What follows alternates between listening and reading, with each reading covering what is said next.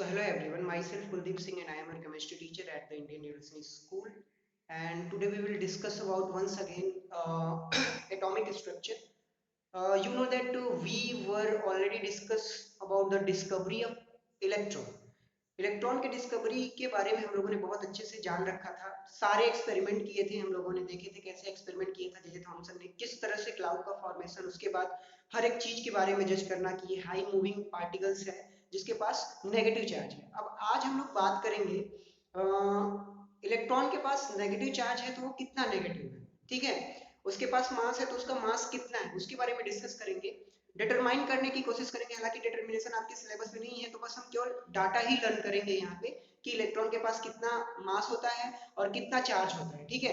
तो देखो इलेक्ट्रॉन के पास जो चार्ज होता है, इलेक्ट्रॉन के पास जो चार्ज होता है वो होता है आपका 1.6 into 10 to the power of -19 coulomb के बराबर, ठीक है। वो भी किसमें, आपको पता है कि नेगेटिव चार्ज पार्टिकल्स है तो वो कौन सा चार्ज होगा, माइनस, ठीक है। अगला उसका जो मास होता है वो होता है आपका 9.11 into 10 to the power of -31 kg। अगर आपका किलोग्राम में है तो 9.11 into 10 to the -31 kg। सोचो कितना छोटा पार्टिकल्स होगा, 10 to the power -31 kg, ठीक है।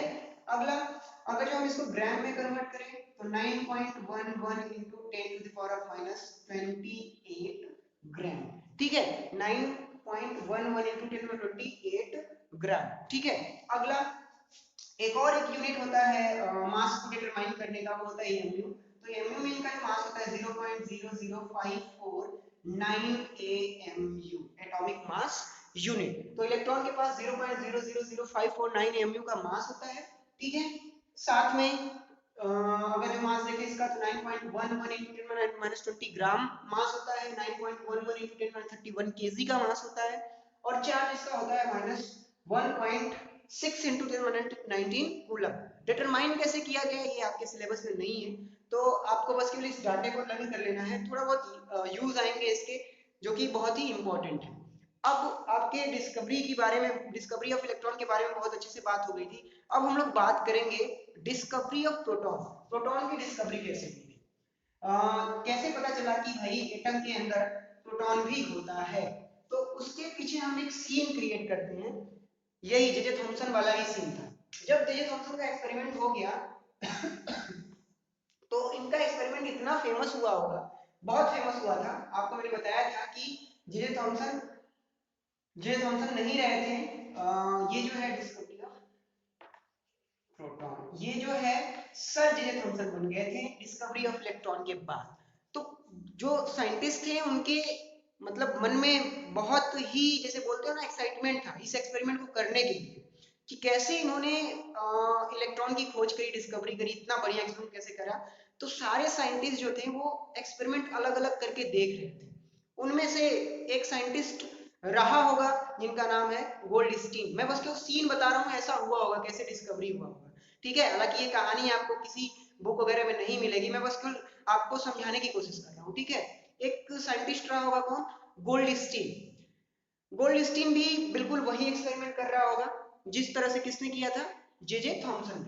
उसने भी भाई एक कैथोड रे ट्यूब ली होगी, क्लियर, सक्शन पंप उसमें लगाया होगा, ठीक है। सक्शन पंप लगाने के बाद उसमें फिर उसने इनर्ट गैसेस, हीलियम की तरह गैसेस भरा होगा, ठीक है।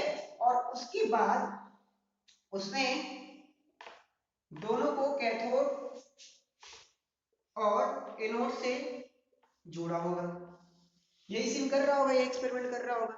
लेकिन उसके एक्सपेरिमेंट में एक सडन चेंज हो गया। जैसे मैं बता दूं आपको कि जे थॉमसन ने ये नहीं बताया था कि जो प्लेट है ना, जो प्लेट कैथोड और एनोड की जो प्लेट है वो किस चीज की होगी। हालांकि होगी मेटल्स की, बट ये कभी नहीं मतलब करेगा कि ये प्लेट बड़ी हो या छोटी हो, इससे कोई मतलब नहीं होगा। आप किसी भी तरह का प्लेट, मेटल की प्लेट आप जो है ले सकते हो। तो उसने क्या किया होगा, ध्यान से रखो, उसने एक प्लेट लेनी चाहिए होगी, किसकी, मेटल्स की। घर पे गया होगा, हाथ वगैरह धुल रहा होगा, उसको मेटल्स की प्लेट नहीं दिख रही होगी। तो जैसे सिंक में जाते हो ना, तो वो जो वाटर को पूरी तरह से फिल्टर करने के लिए, पार्टिकल को फिल्टर करने के लिए एक प्लेट रहती है ना, रहती है ना। हो सकता है उसे, उसी प्लेट को उसने उठा लिया होगा और यहाँ पे कैथोड वाले एंड पे उसने प्लेट को लगा दिया होगा, ठीक है। अब वो प्लेट कैसी होती है भाई, परफोरेटेड होती है ऐसे, इस तरह से, इसी तरह से होती है ना, तो इस तरह से होगी परफोरेटेड प्लेट। क्योंकि जे थॉमसन ने बोला था कि प्लेट कोई भी हो, बस मेटल्स की होनी चाहिए, कितनी बड़ी है कितनी छोटी है कैसा उसका शेप है उससे कोई मतलब नहीं है, ठीक है। तो उसने लिया होगा, और ये प्लेट थी आपकी एल्यूमिनियम की, ठीक है, एल्यूमिनियम की प्लेट भी रही होगी, ठीक। अब जब उसने अपना वही वाला सेम एक्सपेरिमेंट किया जो जे थॉमसन ने किया, कितने वोल्टेज पे भाई, 10,000 वोल्टेज पे किया, ठीक है, बिल्कुल उसको भी एग्जैक्ट वही फिनोमिना दिखा, सेम फिनोमिना। यहाँ पे लाइट जनरेट हुई, ठीक है, जो चिंगारी थी वो जनरेट हुई, लेकिन थोड़ा सा हटके एक और फिनोमिना उसने देखा, उसने एक और चीज ऑब्जर्व करने की कोशिश की और उसने कुछ नया देखा, जैसे जिसे जे थॉमसन ने नहीं देखा था। उसने क्या देखा कि ये रेस तो निकल रही है वो ठीक है, लेकिन इसका जो ये वाला जो एंड है, ये वाला पिछला जो हिस्सा है, ये भी बेटा परफोरेटेड है। परफोरेटेड मतलब कि परफोरेटेड से जो है कोई रेस निकल रही थी और यहाँ पे स्ट्राइक कर रही थी, और ये जो हिस्सा है वो चमक रहा था, ये सरफेस पूरी तरह से चमक रहा था। तो उसने एक बड़ा इंटरेस्टिंग ऑब्जर्वेशन लगाया कि ये तो मान लो ये तो रेस निकल रही है वो तो ठीक है कि ये नेगेटिव से निकल रही है, किधर जा रही है, पॉजिटिव की तरफ, बट ये कौन सी रेस है, ये क्यों चमक रहा है। तो उसने कहा कि भाई अगर जो नेगेटिव से कोई रेज निकल रही है पॉजिटिव के साथ ट्रेवल कर रही है, तो पॉजिटिव से भी रेज निकलनी चाहिए और किधर ट्रेवल करनी चाहिए, नेगेटिव की तरफ। तो हो सकता है कि यहाँ से कोई रेज निकल रही होगी, इस वाले एंड से कोई रेज निकल रही होगी और यहाँ पे आकर के चमक रही है, उसके पीछे रीजन क्यों क्यों यहाँ पे आकर के चमक रही है, क्योंकि जो ये परफोरेटेड है उसके रास्ते से वो रेज निकल रही होगी और इधर जा रही होगी, और बाकी जो रेज है वो ये जो सॉलिड वाला पार्ट है उसमें सबमर्ज कर जा रही होंगी। कुछ रेज जो यहाँ से स्ट्राइक कर रही होंगी इसी परफोरेशन के रास्ते, ये जो आपका पार्टिकल्स है ना ये, उसके रास्ते जो है, जो पोर है उसके रास्ते यहाँ पे जा रही होगी, बाकी कुछ रेज इसी में सबमर्ज कर जा रही होंगी जो कि सॉलिड वाले पार्ट से टकरा रही होंगी, वो आपस में वो पार नहीं जा पा रही होंगी। तो ये उन्होंने ऑब्जर्वेशन लगाया। तो जब ये बात इन्होंने लोगों के सामने रखी तो उन्होंने बताया कि ठीक है, आपका जो बात आप बोल रहे हैं वो जायज है, बट भाई जे थॉमसन ने बस इतना ही नहीं किया था, उन्होंने ढेरों सारे एक्सपेरिमेंट किए थे। उन्होंने कैसे पार्टिकल्स बताया कि मूविंग पार्टिकल्स है, कैसे उन्होंने बताया कि पार्टिकल्स है पेडल व्हील रख करके, फिर मैग्नेटिक फील्ड अप्लाई किया, फिर इलेक्ट्रिक फील्ड अप्लाई किया, बहुत सारे एक्सपेरिमेंट्स उन्होंने प्रूव किया था। तो आप भी उन्हीं सारे एक्सपेरिमेंट से आप प्रूफ करो। तो जे थॉमसन सॉरी गोल्डस्टीन ने बोला इसमें क्या है, हम प्रूफ करते हैं देखते हैं क्या है, हमारा लॉजिक तो सही लग रहा है, तो ये हो सकता है कि एक्सपेरिमेंट भी सही हो। तो उसने क्या किया, इसी वाले रास्ते में उसने सबसे पहले क्रॉस का साइन रखा। सबसे पहले किसका साइन रखा, क्रॉस का। कोई भी किसी भी तरह का शैडो नहीं बना, मतलब एक्सपेरिमेंट फुस हो गया, फेल हो गया पूरी तरह से।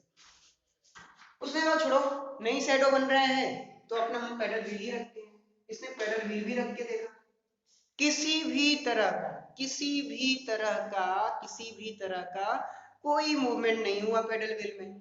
तो ये भी एक्सपेरिमेंट क्या हो गया, फुस हो गया, ठीक है, ये भी खत्म। उसने हॉर्स शेप मैग्नेट भी रखा, वो भी एक्सपेरिमेंट नहीं हुआ, पूरा का पूरा एक्सपेरिमेंट फ्लॉप। फिर जे थॉमसन ने बोला पता नहीं क्या है यार, ये नहीं समझ में आ रहा।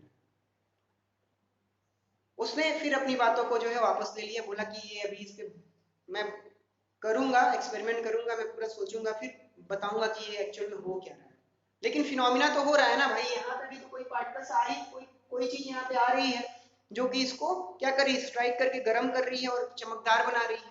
तो इसके पीछे रीजन क्या है। तो फिर जे थॉमसन ने सोचना शुरू किया, उसने कहा कि एटम इलेक्ट्रिकली न्यूट्रल, कोई भी एटम इलेक्ट्रिकली न्यूट्रल होता है, ठीक है, मतलब कि उसमें प्रोटॉन और इलेक्ट्रॉन की संख्या क्या होती है, बराबर होती है ना। लेकिन हम उसमें से इलेक्ट्रॉन को निकाल सकते हैं, जैसे कैथोड रे से हमने इलेक्ट्रॉन को निकाला था। इस चीज को समझो, एटम क्या होता है, इलेक्ट्रिकली न्यूट्रल, ठीक है, लेकिन हम उसमें से पॉजिटिव या फिर नेगेटिव चार्ज को निकाल सकते हैं वापस, जिस तरह से हमने कैथोड रे में से नेगेटिव चार्ज को निकाला था। अब जब चार्ज निकल जाएगा तो वो इलेक्ट्रिकली न्यूट्रल तो नहीं रहेगा ना, नहीं रहेगा। तो एक्चुअल में हो क्या रहा होगा, मुझे अब यहाँ पे थोड़ा सा बात करते हैं कि एक्चुअल में क्या हो रहा होगा। जैसे इसको थोड़ा सा हम देखते हैं। ट्यूब में इस प्लेट के अलावा और क्या है? गैसियस एटम है। कौन से गैसियस एटम? आपका हीलियम, जो कि ऐसे पूरी तरह से मूव कर रहे होंगे, है ना? पूरे, अरे भाई पूरे कैथोड रे ट्यूब को हमने गैस से ही तो भरा है, तो होंगे कि नहीं होंगे? जायज सी बात है, होंगे। ठीक है, अब इसमें से क्या हो रही है? नेगेटिव पार्टिकल्स निकल रहे हैं। नेगेटिव पार्टिकल्स क्या हो रहे हैं? निकल रहे हैं। हो सकता है क्योंकि ये पार्टिकल्स बहुत तेजी से मूव कर रहे हैं, बहुत तेजी से मूव कर रहे हैं, ये जहां जो भी पार्टिकल्स निकल रहे हैं बहुत तेजी से मूव कर रहे हैं। तो एक पार्टिकल्स को हम लेते हैं इलेक्ट्रॉन, ठीक है, एक पार्टिकल्स को हम लेते हैं इलेक्ट्रॉन को। तो सपोज दैट यहाँ से नेगेटिव वाला पार्ट निकल रहा है और ये एटम आपका क्या है? न्यूट्रल, ठीक है। और जब ये नेगेटिव पार्ट इससे टकरा रहा है, इस न्यूट्रल वाले एटम से जब टकरा रहा है तो क्या कर रहा है? जब स्ट्राइक कर रहा है, पूरी तरह से स्ट्राइक कर रहा है, तो उसके साथ क्योंकि इस एटम में भी नेगेटिव और पॉजिटिव चार्ज है, नेगेटिव चार्ज वाले पार्टिकल्स को लेके चला जा रहा है, अपनी तरफ खींच के चला जा रहा है। समझ में आ रहा है मैं क्या कह रहा हूँ? ये बहुत तेजी से टकरा रहा है भाई। यहाँ पे देखो ध्यान से, जैसे ये आपका हीलियम का एटम है, ठीक है, और ये यहाँ से इलेक्ट्रॉन निकल रहा है, ठीक है, इलेक्ट्रॉन निकल रहा है और यहाँ पे टकरा रहा है। जब टकरा रहा है तो आपको पता है एटम के अंदर क्या होते हैं? पॉजिटिव और नेगेटिव चार्ज दोनों होते हैं।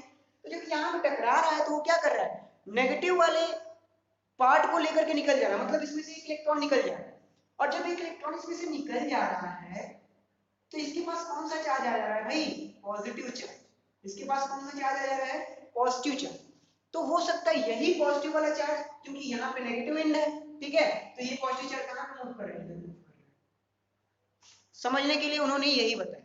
और ये पॉजिटिव वाला पार्ट यहाँ पे मूव कर रहा है और कुछ पॉजिटिव चार्ज जो कि सॉलिड वाले पार्ट से टकरा रहे हैं उसी में सबमर्ज कर जा रहे हैं, बल्कि जो और से टकरा रहे हैं वो क्या चले जा रहे हैं? पूरी तरह से पार हो जा रहे हैं और यहाँ पे इस सरफेस को स्ट्राइक कर रहे हैं, सरफेस को स्ट्राइक कर रहे हैं और धीरे धीरे स्ट्राइक करते करते गर्म करके चमक रहे हैं, चमका रहे हैं इस सरफेस को, पूरी तरह से शाइन करवा रहे हैं, ठीक है। तो उन्होंने इसके पीछे ये रीजन दिया, ठीक है। तो उन्होंने बताया कि देखो अगर आपका एटम है उसके पास नेगेटिव चार्ज है तो उसके पास पॉजिटिव चार्ज भी होना जरूरी है, ठीक है। और इस तरह से ये एक्सपेरिमेंट हमारा भी शो कर रहा है। और ये जो आपका पार्टिकल्स है वो पॉजिटिवली चार्ज पार्टिकल्स है, जिसको लोगों ने नाम दिया प्रोटॉन। इसका नाम क्या था? प्रोटॉन, ठीक है, प्रोटॉन। उसका फिर उन्होंने बिल्कुल उसी तरह से जैसे आपका इलेक्ट्रॉन का जिस तरह से मास वगैरह डिटरमाइन किया था उसी तरह से इसका भी मास वगैरह डिटरमाइन किया इन लोगों ने, ठीक है। उन्होंने बताया कि भाई जितना इलेक्ट्रॉन के पास चार्ज होगा उतना ही प्रोटॉन के पास चार्ज होगा, लेकिन वो क्या होगा? अपोजिट होगा, इसलिए तो आपका एटम न्यूट्रल होगा। तो हो सकता है इलेक्ट्रॉन के पास कितना चार्ज होगा? 1.6 into 10⁻19 कूलम, बट ये चार्ज कितना होगा? पॉजिटिव है, ठीक है। उसके बाद इसका मास जो है डिटरमाइन किया गया, तो इसके मास को बताया गया कि इसका मास होता है 1.67 into 10 to the power of -24 gram, 1.67 into 10 to the power -27 kg, ठीक है। इसका मास इन्होंने बताया ये ग्राम में इतना और इसमें जो है इतना, ठीक है। उसके बाद लास्ट में एमयू में देख लेते हैं। एमयू में इसका जो मास होता है वो होता है आपका 1.00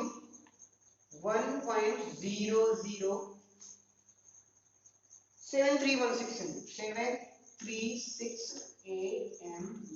एटॉमिक मास यूनिट इतना होता है। तो ये इन्होंने बताया कि भाई एटम के अंदर पॉजिटिव चार्ज होगा तो नेगेटिव चार्ज भी होगा, और नेगेटिव चार्ज होगा तो पॉजिटिव चार्ज भी होगा, और पॉजिटिव चार्ज जो होगा उसका चार्ज इतना है, उसका मास इतना है, उसका मास केजी में इतना है, उसका मास एमयू में इतना है। तो इस तरह से प्रोटॉन और इलेक्ट्रॉन की डिस्कवरी हुई। एक बार फिर से हम लोग समझ करते हैं प्रोटॉन वाले को, अगर यहाँ पे नहीं समझ में आए एक बार से, और मैं दोहरा देता हूँ। सिंपल सा है, आपका किस तरह से एक्सपेरिमेंट किया गया। गोल्डस्टीन ने एक कैथोड रे ट्यूब लिया, कैथोड रे ट्यूब में उन्होंने बस केवल चेंज क्या किया था, इस वाले कैथोड को जो है उन्होंने क्या किया था, परफोरेटेड प्लेट लिया था, और उन्होंने देखा कि यहाँ पे भी कोई जो है रेज निकल रही है, कोई चीज है जो कि सरफेस को चमका रही है, ठीक है, साइन करवा रही है। तो फिर उन्होंने इस निष्कर्ष पे पहुंचा कि ये जो रेज है एक्चुअल में क्या है, पॉजिटिव चार्ज पार्टिकल्स हैं जो कि नेगेटिव की तरफ ट्रेवल कर रहे हैं, ठीक है। और इस रेज को जो इन्होंने नाम दिया एनोड रेज, इसको क्या बोला इन्होंने? एनोड रेस, एनोड रेस, ठीक है, एनोड रेस नाम दिया, ठीक है, मतलब कि उसमें आपका जो है पॉजिटिव चार्ज पार्टिकल्स है। क्लियर हुआ? तो इस तरह से डिस्कवरी हुई थी किसकी? प्रोटॉन की। किसने डिस्कवरी करी थी? गोल्डस्टीन ने, ठीक है। इलेक्ट्रॉन की डिस्कवरी जे जे थॉमसन, प्रोटॉन की डिस्कवरी गोल्डस्टीन। इलेक्ट्रॉन का चार्ज 1.6 इंटू 10⁻19 कूलम इन नेगेटिव, प्रोटॉन का charge 1.6 into 10⁻19 coulomb in positive way.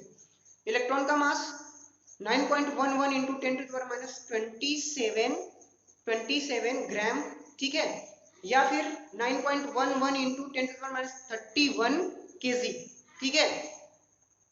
Proton का मास 1.67 इंटू 10⁻24 ग्राम या फिर 1.67 इंटू 10⁻27 केजी, ठीक है।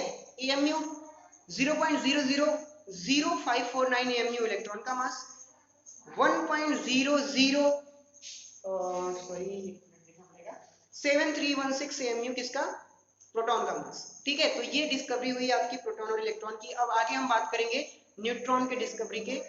तब तक के लिए आप लोग उस वीडियो